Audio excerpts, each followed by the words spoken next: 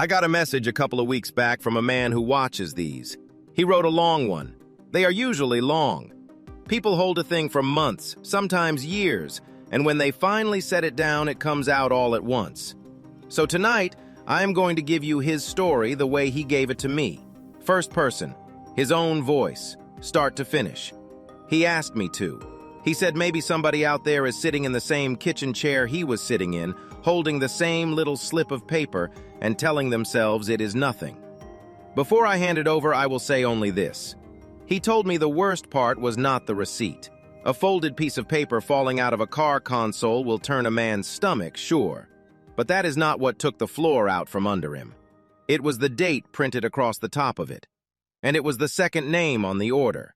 And it would be 3 more weeks before he understood either one. One quick word, the way I always say it. The names and the details here are changed, and it is told as a dramatization. All right, here is his story in his words. I am a paramedic. 16 years on the box. For most of those years, I have worked the same pattern. 24 hours on, 48 off. That means when I leave my house in the dark at 6 in the morning, the next time I walk back through my own door, a whole day of the world has come and gone without me in it. I have missed birthdays. I have missed 2 Thanksgivings and a funeral. My wife knew the schedule the day she married me, 15 years before any of this. The schedule is not my job. The schedule is who I am. And you have to understand that schedule first, because it is the soft spot the whole thing slid through. When a man is gone a full day at a stretch, 3 and 4 times a week, there is a great deal of life that goes on in his house that he is simply not standing in. I never once thought of those hours as a whole in anything. I thought of them as the cost of the work. Somebody has to be awake at 3 in the morning when your chest seizes up. I was glad it was me. I have learned since that somebody else had been counting those same hours, and not as a cost, as an opening. The first thing they teach you in this job is triage. You walk onto a bad scene. Glass on the road, 2 cars folded together, everybody screaming. And the rookie instinct is to run at the loudest thing. You learn to kill that instinct. You stop. You take one breath. You sort. What is actually killing this person and what only looks like it is? The loud wound is hardly ever the one that ends you. The quiet one is. Hold on to that word. Triage. It is the only reason I am telling you a story that ends with me standing up instead of one that ends with me in a cell. So, let me tell you about my wife, and then let me tell you about the receipt. We married young. She was the warm one, the one who filled a room, and I was the one who stood near the door and was happy just to watch her do it. For 15 years, I would have told you, without a half-second of doubt, that we were solid. We did not scream at each other. We did not throw things. We had a daughter, and I built my off days around her. Pancakes on the mornings I was home, the long drive to her meets, the 2 of us in the truck with the radio up. People hear, we never argued, and they decide a thing is healthy. It is not the same. A room can be quiet because everyone in it is at peace. Or it can be quiet because one person has gotten very, very good at not saying the true thing out loud. In all that time, I never once stopped to ask which kind of quiet I was living in. About 1.5 years ago, my wife joined a community choir, a real one. 40-odd people, a rented hall on the east side of town, a winter concert, and a spring one. She had sung in high school and let it go, the way you let things go. And one fall, she decided to pick it back up. And I want you to hear me say this plainly, because it is the part I cannot scrub off no matter how many times I go over it. I was glad. I was proud of her. I drove her to that first rehearsal myself because her car was in the shop, and I sat in the parking lot for a few minutes after she went in, just so I could hear them warm up through the cracked doors. I told the guys at the station my wife was a singer now. I meant it like a gift. The man who ran that choir, the director, I met him twice. Firm handshake, easy laugh. The kind of man who walks into a room and the room turns toward him, the way it used to turn toward my wife. He thanked me once in that parking lot for sharing her voice with us. I told him it was no trouble at all. I shook his hand and I drove home and I felt good about my marriage. I have shaken a lot of hands in 16 years. That is the only one I would take back. Now. The receipt. It was a Sunday, one of my rare full days home, the kind where the light is still in the windows when you start a chore instead of finish it. I was cleaning out the car, her car, the one she takes to rehearsal. Old napkins, a parking pass from a hospital 2 towns over, a hair tie. And jammed down under all of it, folded twice, soft at the creases the way paper gets when it has ridden in a pocket for a while, a Costco receipt. I am a man who reads receipts. 16 years of double-checking a drug dose to the decimal will do that to you. So I flattened it on my knee out of pure habit. A case of water, paper towels, and then near the bottom, 2 lines I did not understand. 2 tickets, a concert, a touring act, a real venue downtown, the kind of show you buy weeks ahead. Paid on our shared membership card. Both our names embossed on the front of it. The card I pay the annual fee on every February. 2 tickets, not 1. And here's the thing I keep circling back to. For about 30 seconds, I was not even upset. I was confused. The plain, ordinary way you are confused when a number will not add up. She took her sister, I thought. A friend from work. A married woman buys 2 concert tickets, and there are 100 reasons, and 99 of them are nothing at all. I almost folded it back up and put it in the cup holder and went on with my Sunday. Then I looked at the date at the top of the receipt. And that is where the floor started to go. But I'm getting ahead of the story. I will come back to that date because the date is the whole thing, and I did not understand what it was telling me. Not that Sunday, not for 3 more weeks. What I did that Sunday is the one move in all of this I would make again, exactly the same way. I ran the triage. 2 concert tickets are not proof of anything. A man who comes storming into the kitchen waving a receipt has just told the other person exactly what little he knows and exactly how fast he is willing to move on it. The loud wound is not the one that kills you. So I did nothing. I put the receipt in my wallet behind my license where it would not go soft and pale in a hot car. I finished cleaning the seats. And that night I cooked dinner and asked her how rehearsal had gone. And then I did the hardest thing the whole week would ask of me. I let her answer. All of it. I nodded in the right places. I have kept my face still over things on the side of a road that you would not want me to describe to you. I never held it stiller than I held it at that dinner table. The next morning, I did not sleep off my shift the way I usually do. I sat at the kitchen table with 2 years of our bank and credit card statements pulled up on a laptop and a glass of water, and I went down it line by line. The concert tickets were not the only thing. They were just the loud one. There was a second charge to that same venue 3 months earlier. There was a standing monthly charge to the choir. Fine, that is what a choir is. But there were also dinners. Restaurants downtown near the hall on weeknights, the kind of place I had never once been taken in 15 years of anniversaries. Always on a rehearsal night, always for 2 covers when you could read the itemized part. There was a charge at a boutique hotel 10 minutes from that rented hall, not in another city, not on some trip I could have asked about. 10 minutes away. On a Saturday, I had been on shift, pulling a man out of an overturned truck while I believed she was home asleep with the porch light left on for me.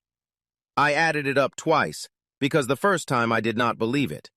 A little over $9,000 across 14 months.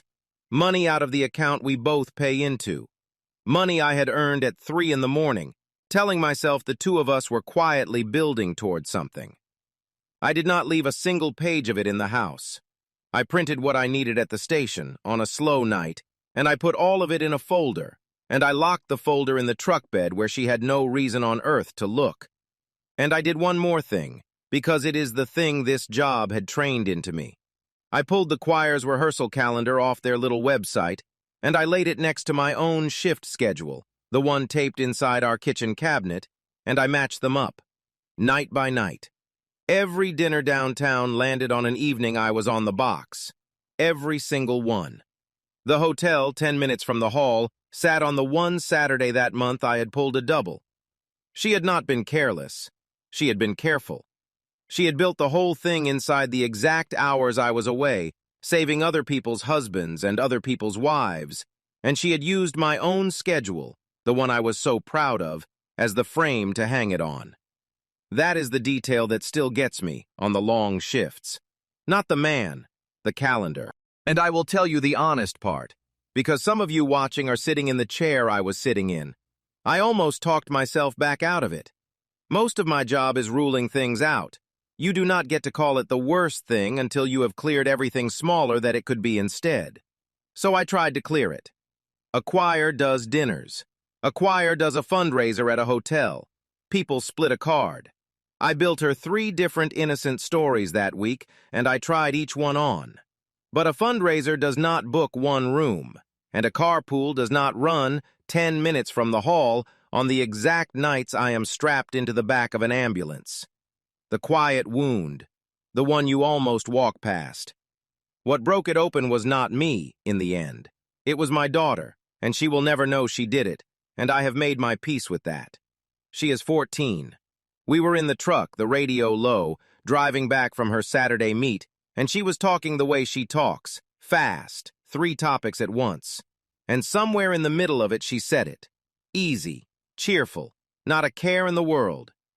Mom and Mr. from choir. They had so much fun at that concert. She showed me a picture. You should have gone with them, Dad. I kept my hands at 10 and 2, and I kept my eyes on the road, and I asked her, light as I could make it, which concert? And she told me. She named the date. It was the date on the receipt. And the date on the receipt was the weekend my wife had told me, had stood in our kitchen and told me with her hand on my arm that she was 3 hours away at her mother's, sitting up nights because her mother had taken a fall. I had called her twice that weekend. She had not picked up. She texted back that the hospital had bad reception. I had believed her so completely that I had felt guilty for bothering her. That is the date I told you I would come back to. That is the one that took the floor out. Not the money. The money was just numbers. It was that she had used her own mother in a hospital bed as the cover story, and that my daughter, my honest kid, had been handed a photograph and a smile and turned into an alibi without ever knowing it. That is the thing I will be a while forgiving. Maybe longer than a while. I did not say one word to my daughter. I told her the concert sounded fun, and I turned the radio up and I drove us home. You can hold an awful lot together for a long time, as long as you keep working the problem and keep your mouth shut. They teach you a version of that in this job. They just do not print it on the certificate. Once I had the statements, the date, and the man's name, it was not hard to put his name to Mr. from choir, and I will leave it at that. I called a divorce attorney. A buddy at the station had used her a few years back in a split that could have flattened him and did not, so I trusted the reference.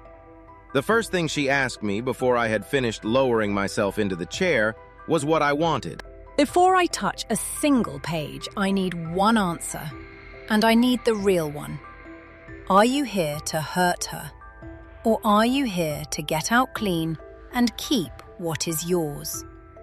Those are 2 different cases. I do not run them the same way.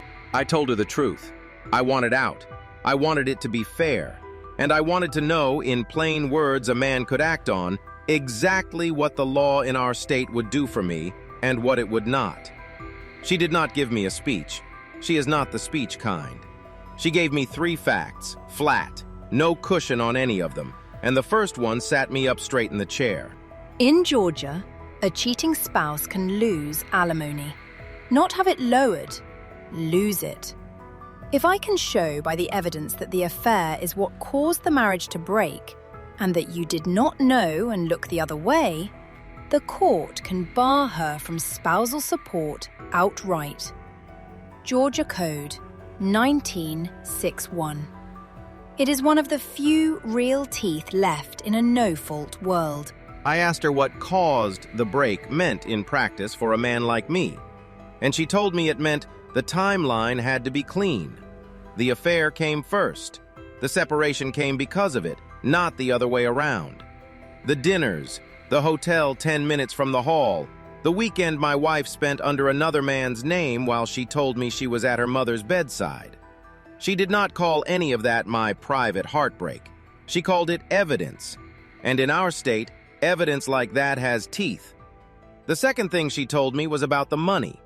Georgia splits a marriage fairly, she said, not evenly, and what one spouse spends on an affair is a thing the court is allowed to weigh when it decides what fair means. The $9,000 did not only hurt, it tipped the table. And the third thing she told me is the one I'd want you to hold on to. If you triage this whole story down to a single line, let it be this one. Do not go near a rehearsal. Do not park outside that hall. Do not send that man so much as a question mark. This folder is worth a fortune to you for exactly as long as your hands stay clean. The first time you raise your voice where somebody can see it, half of it stops being worth anything, and his lawyer sends me a thank you card. Go to work.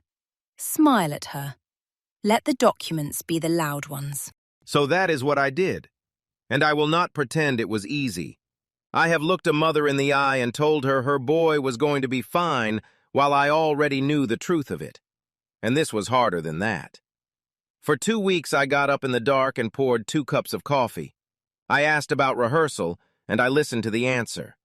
I kissed her at the door, knowing every single morning exactly where she would be by 9 o'clock that night, and exactly whose hand would be at the small of her back when she got there. She had a concert coming up, the winter one. She had been talking about it for a month. Her little solo, 8 bars near the end, the dress she bought for it. And I made a decision my lawyer did not love and did not forbid. I went. I sat in the back of that rented hall in a folding chair in a coat with my daughter beside me holding the program. I watched 40 people in black file onto the risers. I watched him lift his arms.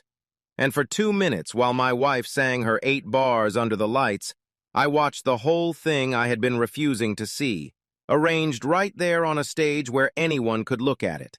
The way he watched her, the way she sang the solo to him and not to the dark room full of husbands and parents. My daughter leaned over and whispered that Mom sounded amazing. She did. That is the part nobody warns you about. She really did. I clapped with everyone else. I drove my daughter home. And the next morning I told my lawyer to file. My wife was served on a quiet weekday afternoon at the house, while I made very sure I was 20 miles away on a call. By the time she reached me that night, and she called 11 times, one right after another, I let every one of them go to voicemail, because my lawyer told me to, and because there was nothing left I wanted to say into a telephone.